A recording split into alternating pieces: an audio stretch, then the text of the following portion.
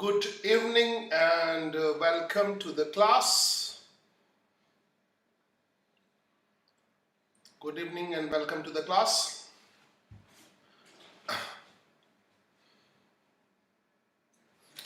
Good evening and welcome to the class. Let's see the good evening and welcome to the class.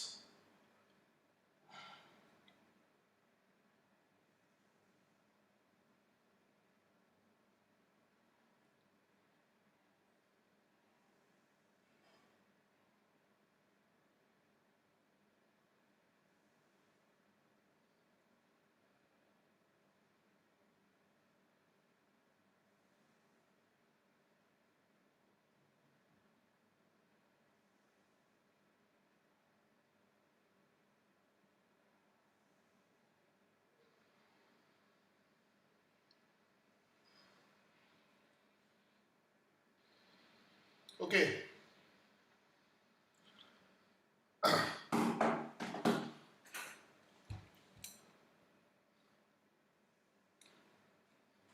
Welcome Kuldeep Sharma, Aryan, Neil Patel, Nilay, Sneha,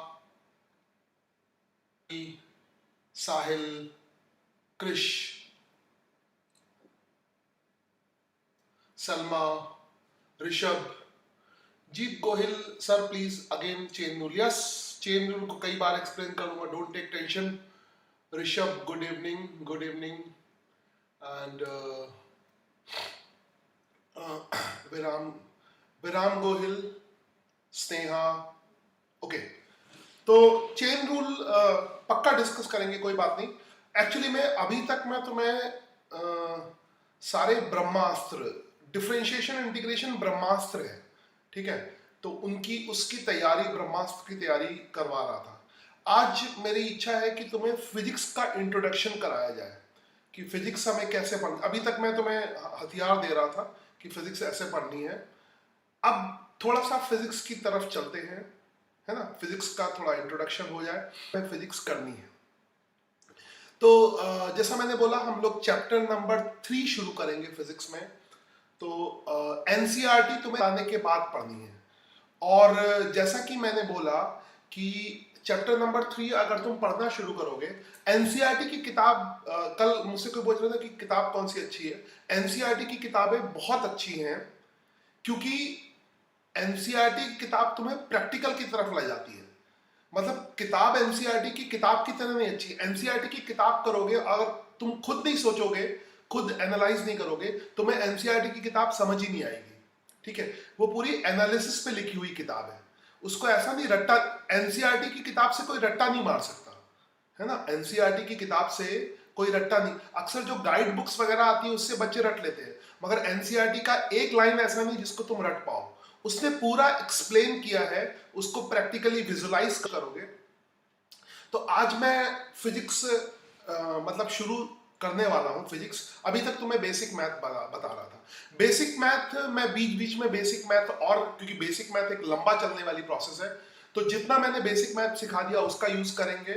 और last में हम लोग chain rule पे भी बात करेंगे, chain rule पे discussion करेंगे, चेन रूल के क्वेश्चन करेंगे, है ना.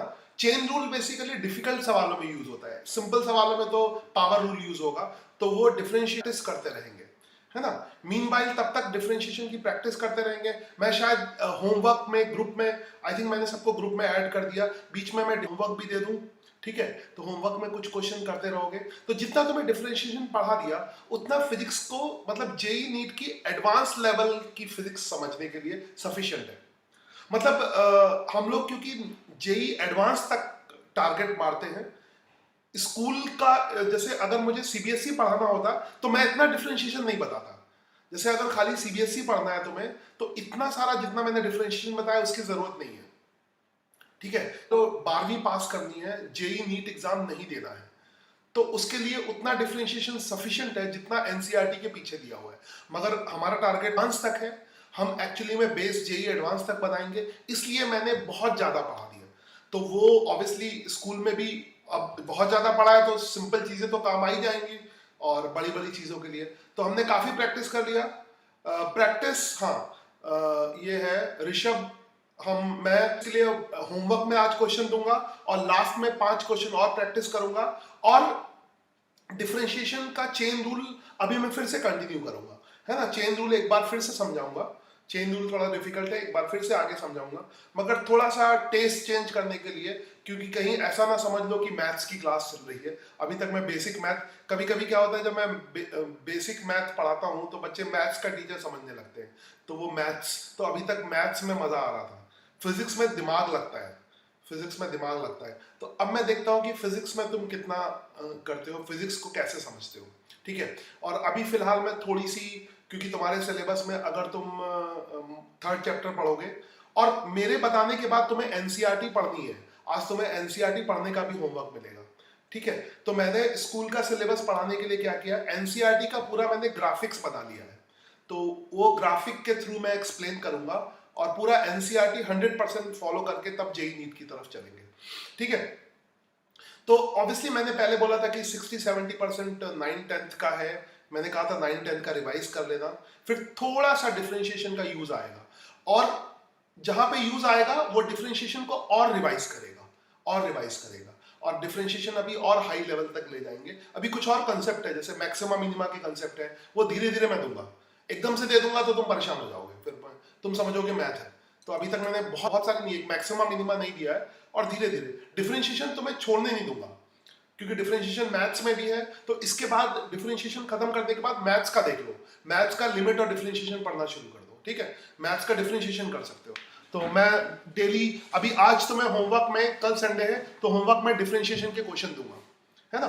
तो उसको होमवर्क को सबको सबमिट करना है ग्रुप में। कुछ बच्चे सबमिट कर रहे थे, कुछ नहीं सबमिट कर रहे थे। चलो, नील पटेल का है, will you explain the concept of 9th year. हाँ, क्योंकि 9th जो 11th क्लास में है, जो 9th क्लास में है, वो पूरा का पूरा 11th क्लास में है, मगर 9th में, एक्चुअली में 9th में प्रॉब्लम क्या है, 9th जितना हम छोटी क्लास, टीचर उतने बेकार होते हैं, मतलब आई थिंक टीचर उतना प्रॉपरली एक्सप्लेन नहीं करते जितना है, जितना 9th क्लास में है। 9th क्लास में बहुत है, अगर 9th क्लास की बुक देखोगे उसमें बहुत है, वो पूरा का पूरा 11th में है। 9th का पूरा सिलेबस 11th में है, मोशन में 9th का पूरा, क्योंकि 9th में उसने रेफरेंस फ्रेम वगैरह सब एक्सप्लेन किया है, ठीक है। तो ऑब्वियसली अभी मुझे पढ़ाना ही पड़ेगा 9th का। ऐसा नहीं कि मैं 9th की किताब उठा के पढ़ाऊंगा, 11th के सिलेबस में यू कैन से कि 60-70% 9th का है, ये बात समझ लो।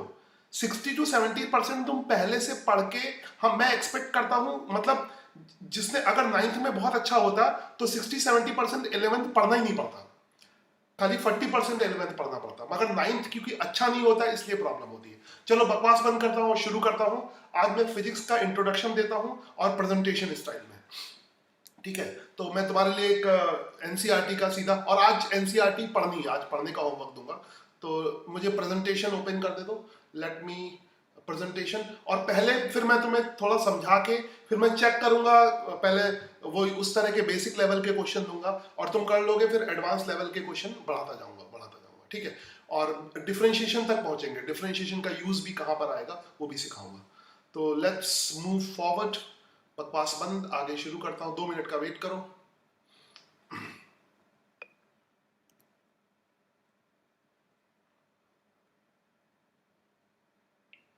तो सचमुच में आज हम अपना सिलेबस शुरू कर रहे हैं, स्टार्ट कर रहे हैं, सच में आज फिजिक्स शुरू कर रहे हैं। टुडे फिजिक्स स्टार्ट होती है और मैं प्रेजेंटेशन में से अपना फेस गायब करता हूँ, ठीक है। बीच बीच में, आई थिंक बीच बीच में आता रहूंगा, प्रेजेंटेशन में से फेस गायब करता हूँ। और ये पूरा एनसीईआरटी के अकॉर्डिंग है, मैंने एनसीईआरटी का प्रेजेंटेशन यूज किया, बनवा लिया, जो भी है।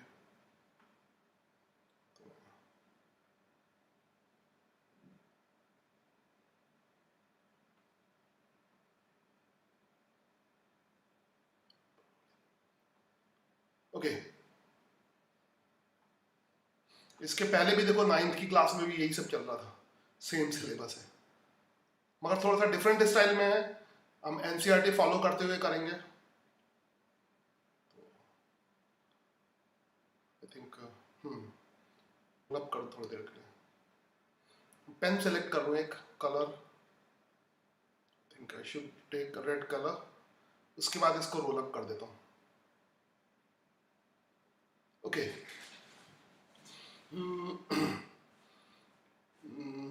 थोड़ा सा दिख रहा है प्रॉपर तरीके से। मैं थोड़ा सा इसको एडजस्ट कर रहा हूँ।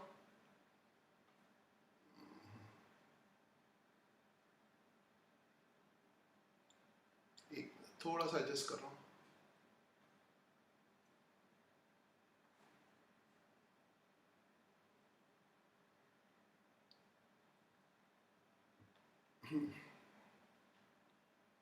चलो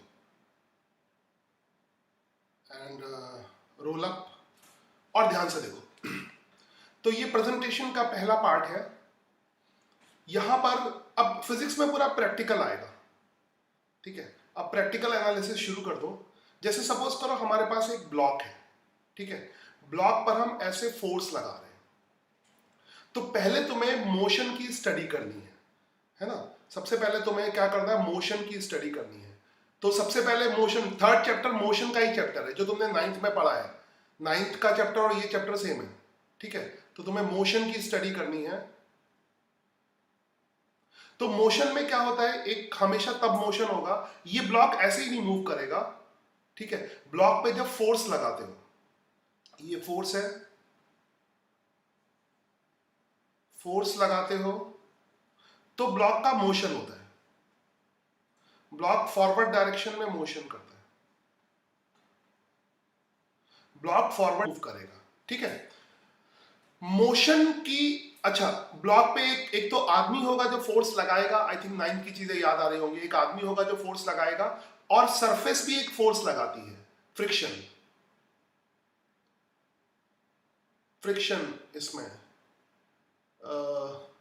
जीत Gohil, sir can you suggest any best reference book of physics. मैंने कल ही एक्सप्लेन किया था बेटे कि कोई भी किताब फिजिक्स नहीं समझा सकती तुम्हें, ठीक है। तो सिर्फ प्रैक्टिकल एनालिसिस, तो प्रैक्टिकल एनालिसिस सिर्फ एनसीईआरटी बुक में दिया है। तुम्हें खाली एनसीईआरटी बुक पढ़नी है बस, और कुछ नहीं। मगर डायरेक्टली नहीं पढ़नी, उसकी एक लाइन पढ़नी है, समझना है, और पहले से नहीं पढ़नी है। पहले मैं समझा दूंगा, फिर जाके एनसीईआरटी बुक पढ़नी है, ठीक है। कोई किताब नहीं फिजिक्स किताब से नहीं आती। फिजिक्स आती है जो बच्चे मेरे साथ प्रैक्टिस कर रहे हैं डिफरेंशिएशन से, उनको आ गया है। जैसे मैं सिखा रहा हूँ, लाइव लेक्चर ले रहा हूँ, उस तरह से फिजिक्स आती है। वरना डिफरेंशिएशन तुम्हें कोई नहीं सिखा सकता, ठीक है।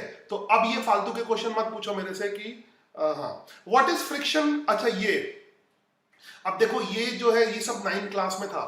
जैसे स्नेहा पूछ रही है ये व्हाट इज फ्रिक्शन। अब ये सब चीजें जो हैं ये तुम्हें पहले से इंट्रोड्यूस, वो मैं बताऊंगा, ऑब्वियसली बताऊंगा, मगर ये सब चीजें तुम्हें व्हाट इज फ्रिक्शन ये 6th क्लास में सिखाया जाता है, 6th 7th क्लास में। तो तुम्हें इसका आइडिया होना चाहिए। वैसे फ्रिक्शन क्या होता है, सरफेस जो फोर्स लगाती है, सरफेस इस ब्लॉक पे जो फोर्स, अपना हाथ घिसो, ठीक है। मैं इसका अब तुम्हारा प्रैक्टिकल अप्रोच काम आएगा, ठीक है। अपने हाथ को घिसो, दोनों हाथों के बीच का वो फ्रिक्शन होगा। ऐसे घिसने में जो फीलिंग कर रही है ना, एक सरफेस दूसरी सरफेस पे जो हॉरिजॉन्टल फोर्स लगाती है, उसको फ्रिक्शन कहते हैं।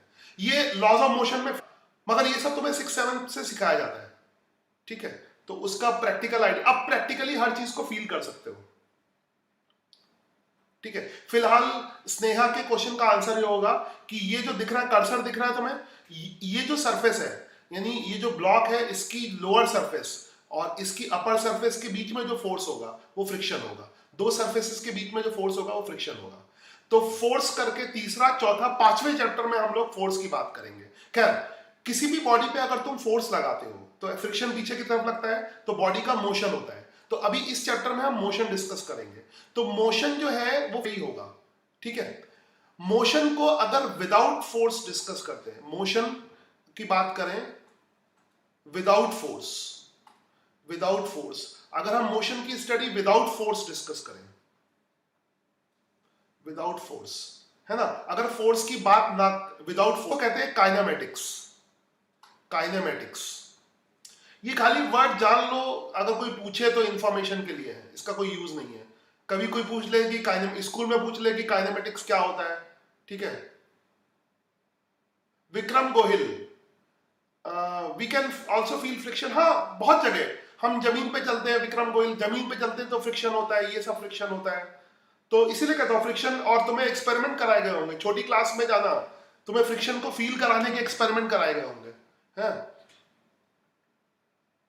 नहीं। Anything push and pull friction नहीं होता, कोई भी फोर्स फ्रिक्शन नहीं होता, फ्रिक्शंस के बीच में लगता है। इसका जैसे फ्रिक्शन के लिए दो सरफेस होनी चाहिए, मैं यहां पे दिखा दूं, फ्रिक्शन दो सरफेस के पैरेलल लगेगा। मैं आ जाता हूं 2 मिनट के लिए। देखो अपने दोनों हाथ ऐसे करो, दिख रहा है ना दोनों हाथ, मैं थोड़ा बड़ा दिख रहा हूं, ये दोनों हाथ ऐसे करो, एक सेकंड। अगर ऐसे दबाओगे तो फ्रिक्शन नहीं लगेगा, है ना। फ्रिक्शन फ्रिक्शन कब लगेगा, ऐसे घिसोगे, है ना, ऐसे दबाने पे वो फ्रिक्शन नहीं होगा। फ्रिक्शन सरफेस के पैरेलल लगता है, फ्रिक्शन की वजह से गर्मी आएगी, फिजिक्स पूरा फील करने वाला है। देखो ऐसे अगर हाथ को ऐसे दबाओगे तो हाथ गर्म नहीं होगा, हाथ गर्म नहीं होगा, तो हाथ गर्म नहीं हो रहा है तो फ्रिक्शन नहीं लग रहा है। फिजिक्स पूरा प्रैक्टिकल है ना, फिजिक्स पूरा प्रैक्टिकल है। फोर्स अभी 3rd चैप्टर में आएगा, अभी खाली इंट्रोडक्शन दे रहा हूं फोर्स का, फोर्स डिटेल में 3rd चैप्टर में डिस्कस होगा, ठीक है। 3rd नहीं, 4th 5th चैप्टर में डिस्कस होगा। तो फिलहाल मैं प्रैक्टिकली अभी तो I think 6th 7th 8th 9th में बहुत सारा फोर्स के बारे में, बेसिक फीलिंग तो पुश एंड पुल ये सब बताते हैं, ये सब बेसिक है, यहां से बेसिक पढ़ाने की जरूरत नहीं है। तो फिर भी फीलिंग से समझो, जैसे ऐसे हाथ दबाया, नो फ्रिक्शन, कोई फ्रिक्शन नहीं लग रहा है, ऐसे फ्रिक्शन लग रहा है, क्योंकि फ्रिक्शन की वजह से हाथ गर्म हो जाएगा, ऐसे हाथ गर्म नहीं होगा ना, ठीक है। तो ऐसे पुश या पुल लगेगा। तो फिलहाल फ्रिक्शन के बारे में इतना सफिशिएंट है। The force which at opposite direction motion, अब हाँ फ्रिक्शन फोर्स जो तुम्हें आइडिया, वेरी गुड, ठीक है। मगर इस चैप्टर में अभी फ्रिक्शन नहीं पढ़ रहे हैं, फ्रिक्शन की बात नहीं करेंगे, ये जस्ट खाली इंट्रोडक्शन है। तो अगर हम विदाउट फोर्स मोशन की स्टडी करें तो काइनेमेटिक्स होता है। तो ये चैप्टर 3 और 4 एनसीईआरटी के चैप्टर 3 और 4 तुम्हें एक ही किताब पढ़नी है एनसीईआरटी की, वो भी मजबूरी में। मगर एनसीईआरटी की किताब प्रैक्टिकल है, वो रट नहीं सकते। कोई भी बच्चा एनसीईआरटी की किताब ऐसी कि उसका रट्टा नहीं लगा सकता। रेफरेंस बुक मैं बिल्कुल सजेस्ट नहीं करता हूं, क्योंकि बच्चे उससे क्वेश्चन आंसर रट लेते हैं। तो आई हेट रेफरेंस बुक किसी भी तरह की। हाँ एनसीईआरटी अच्छी है, एनसीईआरटी जैसी और भी किताबें, मगर वो प्रैक्टिकली समझाती है। एनसीईआरटी से तुम कुछ भी एक लाइन उसकी नहीं रट सकते, वो पूरा प्रैक्टिकल जाओ एक्सप्लेन करता है, ठीक है। तो एनसीईआरटी इज बेस्ट, ठीक है। और छोटे क्लासेस की एनसीईआरटी पढ़ो, अगर तुम्हें पढ़नी है तो 6, 7, 8, 9, 10 इनकी एनसीईआरटी फिजिक्स वाले लेसन पढ़ लो। अभी अगर तुम्हारे पास टाइम है तो रेफरेंस बुक की जगह 6 to 10 तक तुमने जो एनसीईआरटी की बुक पढ़ी उनको एक बार पढ़ लो, और 6, 7, 8 में जो प्रैक्टिकल किया है, 6, 7, 8 में तो किताब ही नहीं है, वो तो प्रैक्टिकल मैनुअल है। 6, 7, 9 में से शुरू होती है फिजिक्स की किताब। 6th की जो साइंस की किताब है वो प्रैक्टिकली बहुत सारी चीजें दे रखी है। मैंने कहा कि अगर टाइम हो तो वो फ्रिक्शन वाले वो प्रैक्टिकल कर लो घर पे, छोटे जो है ना, जैसे कोई चीज स्लाइड करती है, ये करती है, तो 6, 7 की किताब के प्रैक्टिकल कर लो। तो घर पे तो 6, 7, 8 की अगर तुमने किताब देखी होगी तो घर की चीजों से प्रैक्टिकल कैसे करते हैं वो समझाया हुआ है। तो वो कभी मैं टाइम मिला तो दिखाऊंगा, फिलहाल मैं आगे पढ़ाता हूँ, ठीक है। ओके नाउ अब मैं गायब होता हूँ एंड फिर तो आ गया काइनेमेटिक्स का डिस्कशन करते हैं, और फोर्स के साथ, विदाउट फोर्स तो चैप्टर 3 और 4 काइनेमेटिक्स है। विद फोर्स अगर मोशन की स्टडी करें, मोशन विद फोर्स, है ना, motion with force, without force ही हो गया। विद फोर्स अगर मोशन की स्टडी करें, फोर्स का इफेक्ट डिस्कस करें, तो उसको कहते हैं डायनेमिक्स। डायनेमिक्स या डायनेमिक्स, या इसको काइनेटिक्स भी कहते हैं, विदाउट फोर्स स्टडी करें, मगर ये इतना इंपॉर्टेंट नहीं है, बस ऐसे याद रखो, काइनेटिक्स भी कहते हैं या डायनेमिक्स भी कहते हैं, ठीक है। एक्चुअली में फिर यहां पे पुराना एक डिवीजन है, विद फोर्स अगर मोशन की स्टडी 2 पार्ट में करते हैं, एक स्टैटिक्स,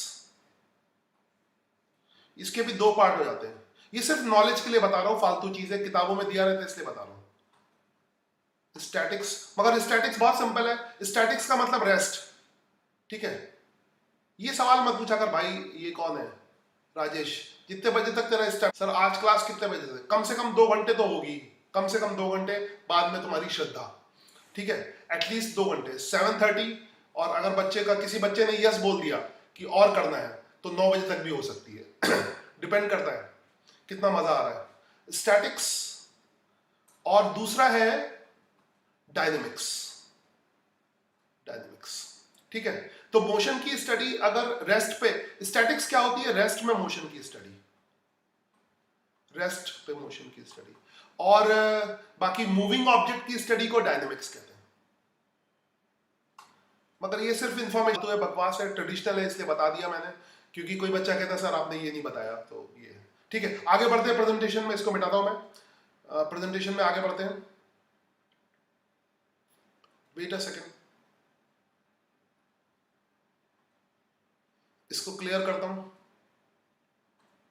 ओके, नाउ अब देखो, उसके बाद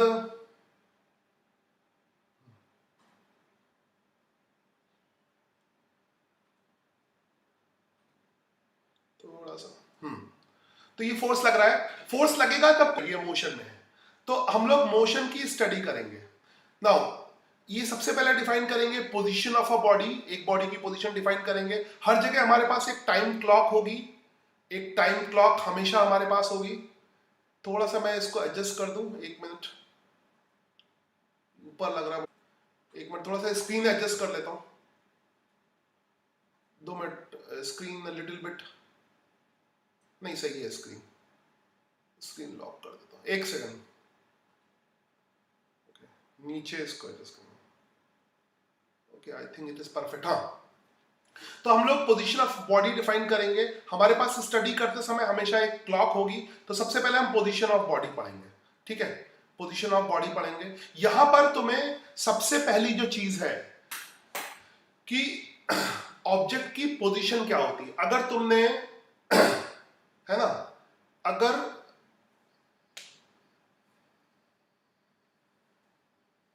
ओके, हाँ, कुलदीप कह रहा है पूरा योगदान है मेरा, मेरा 10 बजे तक रखो। चलो ठीक है, तुम्हारा योगदान रहा तो मैं फिर और भी लंबा कर सकता हूँ। वेरी गुड, ऐसे बच्चे होने चाहिए। हाँ, ऐसे बच्चे होंगे तो वो कुछ भी कर सकते हैं। अभी मोटिवेशन है, पढ़ते रहो घर पे, अभी पढ़ लिया, एक्चुअली में जो अभी पढ़ लोगे वो काम आएगा, वो फिर जो है बाद में मेहनत नहीं करनी पड़ेगी। और अभी टाइम भी है, रिलैक्स भी हो, कोई छुट्टी है, तो अभी पूरा साल का पढ़ लो। चलो, तो अब मैं बातें करता हूँ रिलैक्स होके आराम से। अगर तुम्हें कुछ 9th का याद आता होगा तो तुम्हें सिखाया गया था, जब भी मोशन होता है तो पोजीशन में चेंज होता है, पोजीशन में चेंज होता है। तो कोई ऑब्जेक्ट जब पोजीशन में चेंज होती है ना, कोई ऑब्जेक्ट जब पोजीशन में चेंज होता है तो मोशन कहते हैं। मगर 9th क्लास में तुम्हें ये नहीं बताया जाता कि पोजीशन एक्चुअल में क्या है। तो अब थोड़ा सा, क्योंकि तुम्हें मैथमेटिक्स आ जाती है, तो अब हम पोजीशन को भी डिफाइन करते हैं कि पोजीशन कैसे होगी। ध्यान से देखना, पोजीशन कैसे होगी, मैं गायब होता हूं। पोजीशन कैसे होगी, सबसे पहले तुम्हारा परिचय मैं कोऑर्डिनेट एक्सिस से करा दूं इसको। एक मिनट, पोजीशन ऑफ बॉडी, ये कोऑर्डिनेट एक्सिस है, इसका परिचय मैंने पहले ही करा दिया था। मैंने 3 डायमेंशन कोऑर्डिनेट एक्सिस करा दिया था, 2 और 3 डायमेंशन। तो फिजिक्स की स्टडी करते समय ये कोऑर्डिनेट एक्सिस की जरूरत पड़ेगी। कोऑर्डिनेट एक्सिस का हम यूज करते हैं मोशन की स्टडी करने के लिए, या इसमें मोशन की पोजीशन दिखाते हैं। तो हर एक मोशन की स्टडी करने के लिए एक इस तरह का कोऑर्डिनेट एक्सिस चाहिए। ये तुम्हें दिख रहा होगा स्क्रीन पे, ये एक्स एक्सिस है, मैं इस पर लिख भी सकता हूँ, ये एक्स एक्सिस है, ये वाई एक्सिस है, और ये जेड एक्सिस है। तो इससे तुम 2 डायमेंशन से तो परिचित हो, यहां पर एक्स वाई जेड एक्सिस। ठीक है, अच्छा, यहां पर ये ग्राफ नहीं है, अभी फिलहाल ग्राफ नहीं है। बहुत सारे बच्चे समझते हैं ग्राफ है, ये ग्राफ नहीं है। यहां पर ये रियल 3 डायमेंशन एक्सिस है।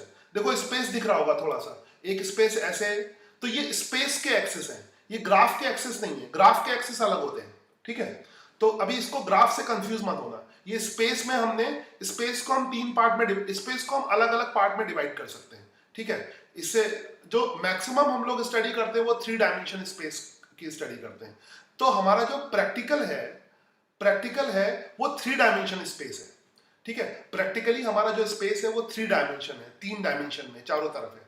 तो जो अगर एग्जैक्टली प्रैक्टिकल की बात करें वो 3 डायमेंशन है। मैंने बार बार कहा कि मैथ्स फिजिक्स को हेल्प करती है, मैथ्स जो है तुम्हें हेल्प करेगी। मैथ्स अगर अच्छी है तो फिजिक्स अच्छी होगी, मगर फिजिक्स अलग है। फिजिक्स में सब कुछ प्रैक्टिकल होता है, तो मैं पूरी कोशिश कर रहा हूं तुम्हें वो प्रैक्टिकल फीलिंग लाने की कोशिश करूं। फिजिक्स बहुत इंटरेस्टिंग होती है अगर तुम प्रैक्टिकली उसको फील करो। इसीलिए मैं सब किताब को फेंक रहा हूं, कोई किताब नहीं, कुछ किताब नहीं, उसको प्रैक्टिकली फील करो। तुम्हारा जो आसपास का स्पेस है वो 3 डायमेंशन है। ठीक है, उसको हम 3 पार्ट में डिवाइड कर सकते हैं, एक्स वाई जेड एक्स, ऐसे 3 सेगमेंट में ऐसे डिवाइड कर सकते हैं, 3 डायमेंशन। तो उसकी स्टडी करने के लिए 3 कोऑर्डिनेट एक्सिस चाहिए होगा। ठीक है। बाकी एक प्लेन की अगर स्टडी करनी है, तुम कोऑर्डिनेट ज्योमेट्री पढ़ के आते हो, जैसे कॉपी का प्लेन हो गया, तो सिर्फ तुम्हें 2 एक्सिस चाहिए होते हैं, 2 एक्सिस चाहिए होते हैं, ठीक है। तो वो हमने एक्सिस यहाँ पे दिखाया है। तो मैं अब गायब हो जाता हूँ प्रेजेंटेशन के टाइम। नाउ लिसन, तो 2 एक्सिस हमने ऐसे दिखाया है। नाउ तो इसको ध्यान से इधर उधर करके देख लो, मैंने इधर उधर करके दिखाया है। और साइड में एक टाइम क्लॉक दिख रही है, अभी टाइम क्लॉक का बताएंगे, यूज करेंगे, घड़ी हमेशा हमारे पास होती है। तो इसमें तुमने दिख रहा होगा, मैं बैक और फॉरवर्ड करूं, ये फुटबॉल ऐसे मूव कर रही है, ये देखो, फुटबॉल एक्स एक्सिस के अलोंग चली, छोटी सी फुटबॉल है, और ये वाई एक्सिस के अलोंग चल रही है, जेड एक्सिस के अलोंग, एक्स के अलोंग चल सकती है, वाई के अलोंग चल सकती है, ठीक है। जब तक ऐसे चली, ये देखो, यहां से फिर पीछे ले जाता हूं, ध्यान से समझना, अगर ऐसे चलती है, ये 1 डायमेंशन मोशन हो गया। तो सबसे पहले तुम्हें सीखना है 1 डायमेंशन। अच्छा, मोशन का यहाँ पे कोई भी चीज रट्टा नहीं लगानी है, कुछ भी रटना नहीं है। जैसे स्कूल में नॉर्मली जब स्कूल जाते हैं बच्चे, तो स्कूल में जो पढ़ाना शुरू करते हैं ना, सीधे जो है फिजिक्स भी वैसे ही पढ़ाते हैं जैसे हिस्ट्री पढ़ाते हैं, लिखवाना शुरू करते हैं, लिखो कोऑर्डिनेट एक्सिस क्या होता है, ये लिखो वो लिखो, मतलब जो चीजें प्रैक्टिकली फील करनी चाहिए वो लिखवाते हैं। तो बच्चे का जो टाइम फीलिंग में जाना चाहिए वो लिखने में जाता है। फिजिक्स में लिखने की कोई जरूरत नहीं है, सब दिखता है, अब क्या लिखोगे, है ना। जब जो चीज दिख रही है उसके बारे में क्या लिखोगे, सूरज तुम्हें दिख रहा है, क्या लिखोगे सूरज के बारे में, उसको देखो जाके, उसको फील करो। तो वो फीलिंग वाली मेरी पूरी कोशिश होगी, चीजों को फील करो, फिर अपने मन से जो लिखना हो वो लिख लेना, ठीक है। और प्रॉब्लम सॉल्व करें, हम प्रॉब्लम सॉल्व करेंगे, लिखने में टाइम बर्बाद होता है, तो तुम अपने मन से, नोट्स की जरूरत नहीं है, बना लेना फिर भी, है ना, मगर फीलिंग करोगे तो कितना भी लिख सकते हो। Let's feel the thing. चलो थोड़ी देर फिर गायब। तो यहां पे तुम इसको फील कर रहे हो, देखो बॉल अगर ऐसे चलती है, सिर्फ एक्स के अलोंग चलती है, तो इसका मोशन होता है 1 डायमेंशन। कोई चीज अगर एक ही एक्सिस के अलोंग चलती है तो वो 1 डायमेंशन मोशन। और क्योंकि वीडियो में रिकॉर्ड हो जाएगा, तुम बार बार सुन सकते हो। तो एक्चुअली में स्कूल में इसलिए भी लिखा देते हैं कि टीचर को बार बार बोलना ना पड़े, ठीक है। तो पुराने टेक्निक में टीचर लिखा देगा तो वो कहेगा मैंने लिखवाया तो था, मगर अब क्योंकि हम ऑनलाइन पढ़ रहे हैं और यूट्यूब में सब स्टोर हो जाएगा, तो मुझे लिखवाने की उतनी जरूरत नहीं है, तुम बार बार सुन सकते हो उस चीज को, और लिख लेना, बैक करके जाओ लिख लो। मैं 10 लाइनें बोलूंगा, उसमें से 1 लाइन लिख लेना, बार बार मेन पॉइंट तो बार बार बोलूंगा, ठीक है। ओके चलो, तो अगर बॉल सिर्फ एक ही डायरेक्शन में एक्स एक्सिस के अलोंग मूव करती, तो इसका मोशन होता है 1 डायमेंशन मोशन या स्ट्रेट लाइन मोशन। बॉल ऐसे मूव करे तो 1 डायमेंशन या स्ट्रेट लाइन मोशन, सुनते जाओ बाद में लिखेंगे, समझते जाओ, 1 डायमेंशन या स्ट्रेट लाइन। क्योंकि ये जो वर्ड मैं बोल रहा हूं, ये कम से कम 500 बार बोलूंगा, स्ट्रेट लाइन मोशन। तो जो चीज इतनी बार बोलनी है उसको लिखने की जरूरत क्या है, 500 बार बोलूंगा, ठीक है। उसके बाद एक्स और वाई दोनों के अलोंग मूव करे, जैसे ये है एक्स के, अभी यहां तक तो 1 डायमेंशन मोशन था। अब अगर टर्न कर गई तो अब ये प्लेन में मूव कर रही है, ये ऐसे आई, ऐसे, आई थिंक कर्सर दिख रहा होगा। तो ये जो मोशन हो गया ये 2 डायमेंशन हो गया। अब ये प्लेन में मोशन है, ये प्लेन है, ये प्लेन दिख रहा होगा, इसका एक प्लेन है, कौन सा प्लेन होगा, Z axis, X axis, Y axis.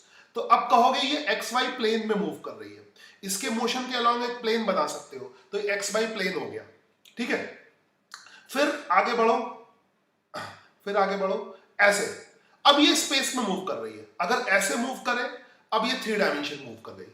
तो अगर ऐसे ही मूव करती रहती तो 1 डायमेंशन, अगर टर्न हो जाएगी तो 2 डायमेंशन, और अगर ऐसे भी टर्न हो जाएगी, फिर अब एक प्लेन नहीं बना सकते हो, तो स्पेस में मोशन हो जाएगा। तो 3 तरह के मोशन होते हैं, 1 डायमेंशन, 2 डायमेंशन और 3 डायमेंशन।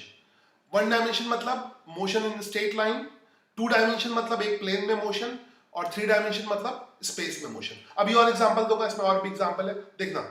ये जो फुटबॉल है, अगर फुटबॉल ऐसे मूव करे, दिख रहा है, ये प्लेन बना सकते हो, मैं बार बार बैकवर्ड फॉरवर्ड, ये प्लेन में। अगर प्लेन नहीं बना पाओ तो स्पेस हो जाएगा। तो फिलहाल हमारे पास 3 एक्सिस हो गए, आई थिंक समझ, मैं क्लियर कर देता हूं इसको, 1 मिनट, है ना। तो इन 3 एक्सिस के बारे में पूरी इंफॉर्मेशन, ये एक्सिस आपस में परपेंडिकुलर होते हैं, है ना, आपस में परपेंडिकुलर होते हैं, सब 90 डिग्री का एंगल होता है, ठीक से देख लो। ये ओरिजिन इसको कहते हैं, है ना, X axis, Y axis, Z axis and origin. और एक टाइम क्लॉक भी है, ये टाइम क्लॉक हमेशा होनी चाहिए प्रैक्टिकली स्टडी करने के लिए, टाइम क्लॉक। तो अगर कोई बॉडी मोशन में होगी, जैसे ये मूव कर रही है, this is move, this is one dimension motion. यहां से देखो, ये बॉडी है, अगर बॉडी एक ही स्ट्रेट लाइन में, जैसे कार स्ट्रेट लाइन में मूव कर रही है, तो ये वन डायमेंशन मोशन हो जाएगा। समझ आई बात? ये कार देखो, अब इसको कंपेयर करते हैं एक्सिस से, प्रैक्टिकल से। मैं पीछे बार बार बैक फॉरवर्ड कर रहा हूं, है ना, समझाने के लिए, एक वीडियो डायरेक्ट नहीं चला रहा हूं प्रेजेंटेशन को। तो कार चल रही है, कार स्ट्रेट लाइन में चल रही है, ये किस तरह का मोशन है? इसको ऐसे देखो, ये कार का छोटा मैंने पिक्चर बना दिया, तो कार स्ट्रेट लाइन में मूव कर रही है ऐसे, तो ये वन डायमेंशन मोशन हो गया। ठीक है, वन डायमेंशन मोशन हो गया। वन डायमेंशन किसके पैरेलल है? एक्स एक्सिस के पैरेलल है, एक्स के पैरेलल वन डायमेंशन मोशन। आगे पीछे कर रहा हूं कार को, समझ आ रहा है ना? सिंपल वन डायमेंशन मोशन, ये simple one dimension motion. Straight line motion, इस चैप्टर में हमें स्ट्रेट लाइन मोशन ही स्टडी करना है। इस चैप्टर में सिर्फ स्ट्रेट लाइन मोशन डिस्कस करना है। अगले चैप्टर में हमें चैप्टर नंबर 4 में 2 डायमेंशन और 3 डायमेंशन डिस्कस करना है। 3 डायमेंशन उतना नहीं है, मगर 2 डायमेंशन डिटेल में है। तो इस चैप्टर में सिर्फ one dimension motion. Dimension motion में कार स्ट्रेट लाइन के अलावा मूव करेगी। अब स्ट्रेट लाइन कैसे भी हो सकती है, ठीक है। ये कार अगर एक्स एक्सिस के मूव, एक्सिस इधर एक्स के अलोंग मूव, तो हम कहेंगे straight line motion along X axis, straight line motion along X axis. और इधर मूव कर रही है, एक मिनट, अगर वाई एक्सिस के अलोंग मूव कर रही है तो straight line motion along Y axis. अगर जेड के अलोंग जैसे लिफ्ट हो गई तो हम कहेंगे ये straight line motion along Z axis. तो याद रखो, हमेशा जो स्ट्रेट लाइन मोशन होगा वो एक लाइन के अलोंग होगा। वो लाइन इधर भी हो सकती है, इधर भी हो सकती है, इधर भी, और टेढ़ी भी हो सकती है, ऐसे टेढ़ी भी हो सकती है। तो जब भी कोई चीज एक स्ट्रेट लाइन के अलोंग मूव करती है उसको हम कहते हैं वन डायमेंशन मोशन या स्ट्रेट लाइन मोशन।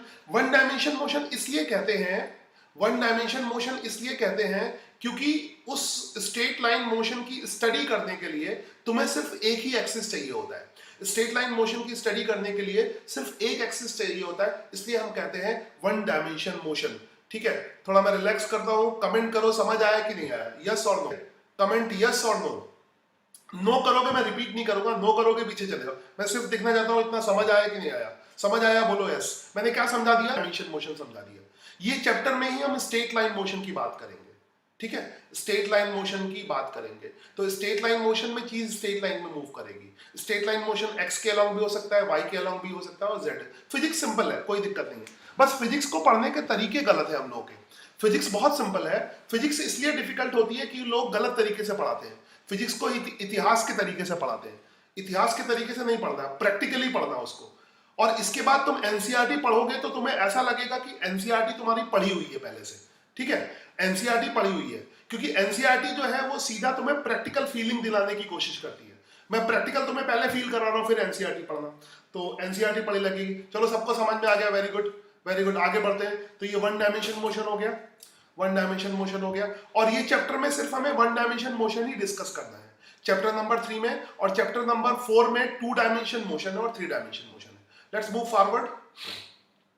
अब ये भी स्ट्रेट लाइन मोशन है। ये एक्स के अलोंग था जब तक कार स्ट्रेट लाइन में मूव करती है।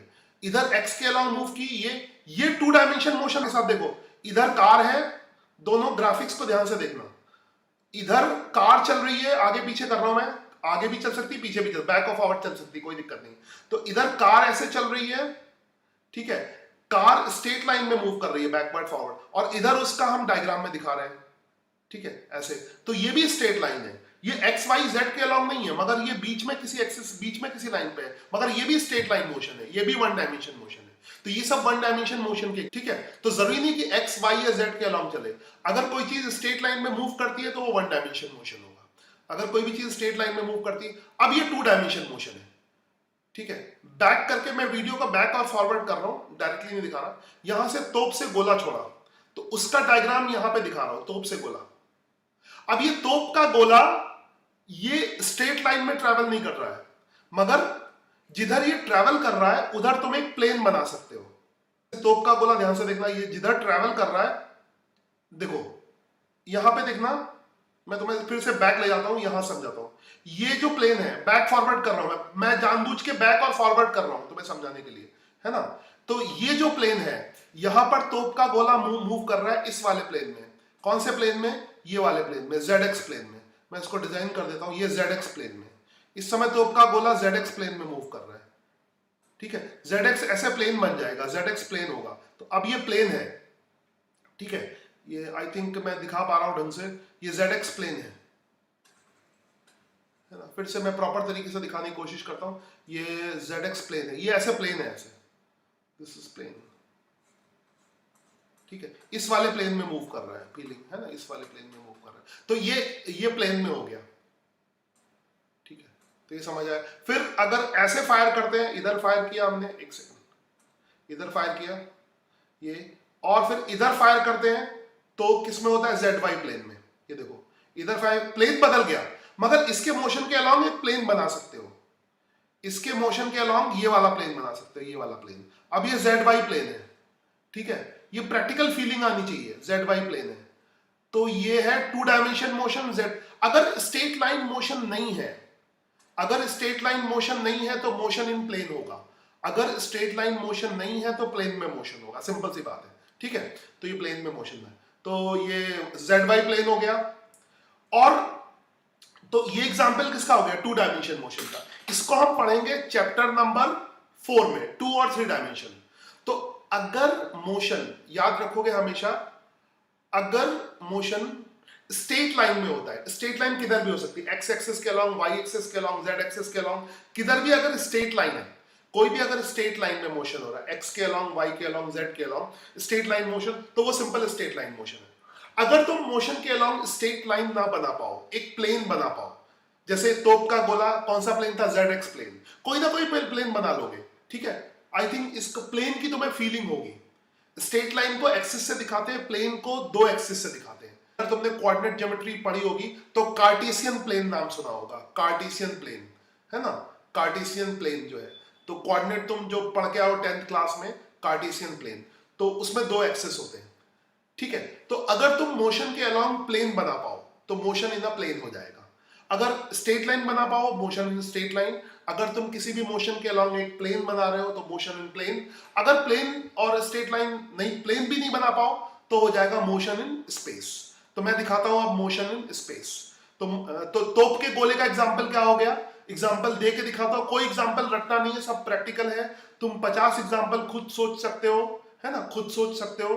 अब मैं तुम्हें ये लिखाने वाला नहीं, ये रट लो बेटा, ये एग्जांपल, ये एग्जांपल खुद से सोचो और कौन से एग्जांपल हो सकते हैं। समझ आई बात। एक तीसरा देखो, हवाई जहाज उड़ता है, ये ऐसे हवाई जहाज उड़ रहा है, हवाई जहाज दिख रहा होगा, ये ऐसे उड़ रहा है हवाई जहाज, एरोप्लेन ऐसे चक्कर लगा के उड़ रहा है, ट्यू श्यू श्यू श्यू। फिर से देखो इसको, बैक ले जाके इसको उतार रहा हूँ, उल्टा, ऐसा उतरता नहीं है मगर मैं उतार, ये हवाई जहाज ऐसे बैक नहीं जाता। फिर से देखो इसको, हवाई जहाज ये ऐसे गया श्यू। अब इसके मोशन के अलावा तुम प्लेन नहीं बना सकते, हवाई जहाज के बीच में रोक दिया मैंने, इसके हवाई जहाज के मोशन के अलावा तुम प्लेन नहीं बना सकते, प्लेन कोशिश भी करोगे नहीं बनेगा। तो ये क्या हो गया, हवाई जहाज का मोशन या मक्खी का मोशन। एनसीईआरटी में ऐसे बेसिक क्वेश्चन है, आज एनसीईआरटी पढ़ोगे तो क्वेश्चन नंबर 1 और 2 में यही पहचानना है कि किस तरह का मोशन है, ठीक है। तो ये हो गया मोशन इन स्पेस। तो 3 तरह के मोशन हो गए, motion in straight line, motion in plane, motion in space, ठीक है। तो बॉडी एट नाउ, तो रेस्ट बॉडी और मोशन में कोऑर्डिनेट एक्सिस हो गया। बॉडी इन मोशन की बात करेंगे अब हम, आई थिंक नाउ। अब जो कंसेप्ट है, एक सेकेंड, मैं दूसरा कंसेप्ट लेके आता हूं, वेट, प्रेजेंटेशन में आगे पीछे,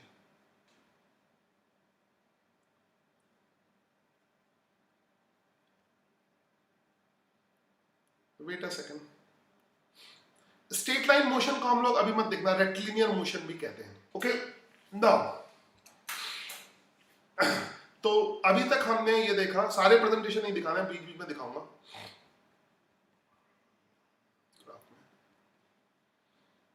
ठीक है। क्वेश्चन पूछ सकते हो।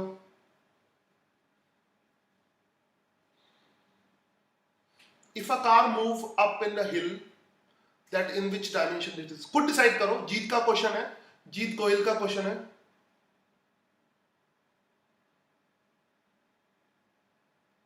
अगर एक कार हिल में मूव करती तो किस तरह का मोशन होगा। अब मैं आंसर नहीं करूंगा, कमेंट करो, कमेंट बॉक्स में सबसे पूछ रहा हूं। एक कार है, हिल में मोशन करती है, तो वो किस तरह का मोशन है, स्ट्रेट लाइन मोशन है या प्लेन में मोशन है या स्पेस में मोशन है। तीन तरह के मोशन होंगे। स्ट्रेट लाइन मोशन, चलो मैं इसमें लेट्स रिड्यूस द, एक सेकंड,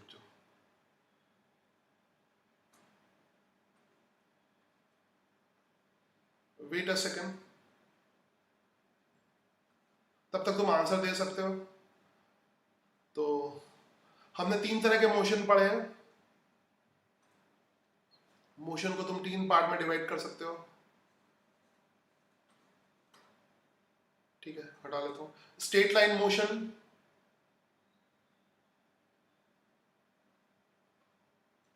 है ना, motion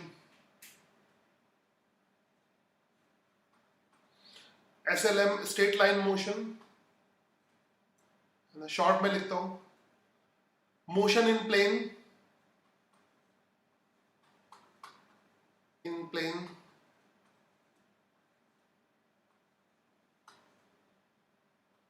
motion in space, in space. ये तीन तरह के मोशन हो गए, है ना। Motion in space. Straight line motion क्या हो गया, दिस इज, इसको कहते हैं 1D मोशन। इसको क्योंकि दो क्वाड्रेंट 2D मोशन, और इसको कहते हैं 3D मोशन। ओके, हाँ, तो क्वेश्चन पूछा क्या था, a car moves up an hill which dimension. हाँ, तो कार जब किसी हिल पे मूव करती है तो वो एरोप्लेन की तरह चलती है। प्लेन की तरह नहीं चलती है, ऐसे ऐसे ऐसे ऐसे, ऊपर भी चलती है और ऐसे। ठीक है, अगर सपोज, क्योंकि कोई चीज देखना, अगर एक ट्रेडिशनल हिल की बात की जाए, और फिजिक्स में तुम्हें प्रैक्टिकली आंसर मिलेगा। अगर तुम ट्रेडिशनल बात करो, अगर सपोज करो वो हिल पे ऐसे चक्कर लगा रही है एक ही, तो वो प्लेन में मोशन हो जाएगा। देखना, अगर कोई चीज ऐसे घूम रही है, एक ही जगह पे घूम रही है, मेरा उंगली देख रहे हो, एक ही जगह पे अगर घूम रही है तो प्लेन में मोशन होगा। अब अगर घूम भी रही है और चढ़ भी रही है, आई थिंक तुम मेरा ये देख सकते हो, है ना, ये मेरी उंगली है, ये घूम भी रही है और ऊपर भी जा रही है, तो क्या हो जाएगा, मोशन इन स्पेस। अपने हाथ को लो और ऐसे घुमाओ, फिक्स जगह पे घुमाओ, तो वो प्लेन में मोशन हो जाएगा। सर्कुलर मोशन प्लेन में मोशन है, मगर अपने हाथ को घुमाते समय ऊपर भी बढ़ाओ, तब वो स्पेस में हो जाएगा। समझ आई बात। तो हिल पे चढ़ती है तो वो एक जगह घूमती भी है और ऊपर भी चढ़ती है। अगर वो एक ही जगह पे घूमती कर रहे हैं तो प्लेन में मोशन होगा। अगर घूम रही है, ऑब्वियसली जब नॉर्मल हिल होते हैं उसमें घूमती भी है, ऊपर भी चढ़ती है, तो स्पेस में मोशन होगा। तो कई लोगों ने आंसर सही दिया है। ठीक है, स्लोप इन 2 डायमेंशन, स्लोप नहीं, मोशन इन 2 डायमेंशन। हाँ, इसके बाद, हाँ, अशोक जैन का सही है, वेरी गुड। सभी ने, हाँ, 3 काफी है, 3 से समझ गया। Motion in plane, yes, maximum लोगों ने सही आंसर दिया, फिर बाद में चेंज कर दिया। Okay, road is not straight. Hill में कौन सी रोड स्ट्रेट होती है? किसी भी पहाड़ में सीधी सड़क तो मैंने तो नहीं देखी है। पहाड़ में सीधी सड़क जो है, पता नहीं पे हो सकती है, मगर पूरा सीधी सड़क आई थिंक, पहाड़ में तो टेढ़ी मेढ़ी सड़कें ही होती हैं। हाँ, तो राउंड ही होती है पहाड़ में, ऑब्वियसली हिल पे सड़क राउंड ही होती है। तो ये है। ओके, ठीक है। नाउ तो ये स्ट्रेट लाइन मोशन का डिस्कशन हो गया, ये सब हो गया। कुछ और चीजें बता देता हूं, बेसिक बेसिक चीजें मोशन की स्टडी करने के लिए। मोशन की स्टडी करने के लिए एक तो ऑब्जर्वर चाहिए। मोशन की स्टडी करने के लिए एक ऑब्जर्वर चाहिए और एक टाइम क्लॉक चाहिए। ठीक है, इसका अभी मैं बेसिक इंट्रोडक्शन दूंगा। इसको साफ करता हूं।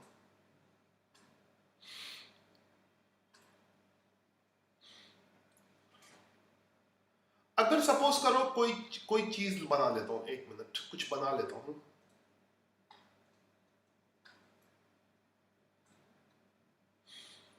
सपोज कोई आदमी है,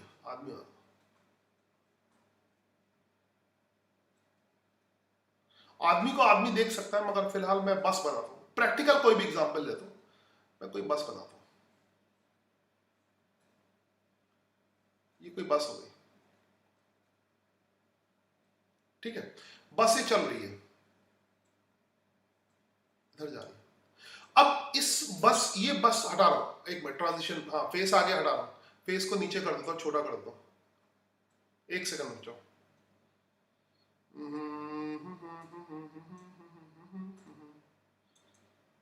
एक सेकंड बस,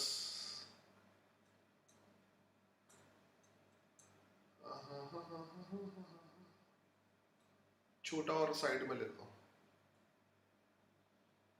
नीचे सही रहता है।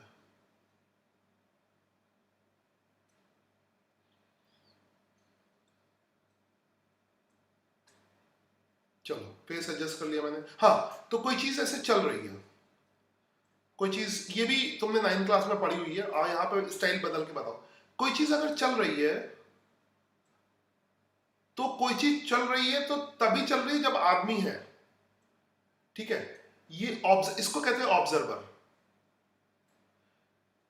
व्हाइट वाले का मोशन हो रहा है, ठीक है, मोशन हो रहा है, ये मोशन में है, मगर मोशन को ऑब्जर्व करने वाला ये ऑब्जर्वर होता है। बिना ऑब्जर्वर के मोशन की स्टडी कैसे करोगे? कोई चीज अगर मूव भी करेगी और उसको कोई देखेगा नहीं, तो उसकी स्टडी नहीं हो सकती। ये बहुत इंपॉर्टेंट है कि कोई चीज कहीं पे मूव कर रही है मगर उसको कोई देख नहीं रहा। अभी बहुत सारे गैलेक्सीज वगैरह, बहुत सारे मोशन हो रहे हैं,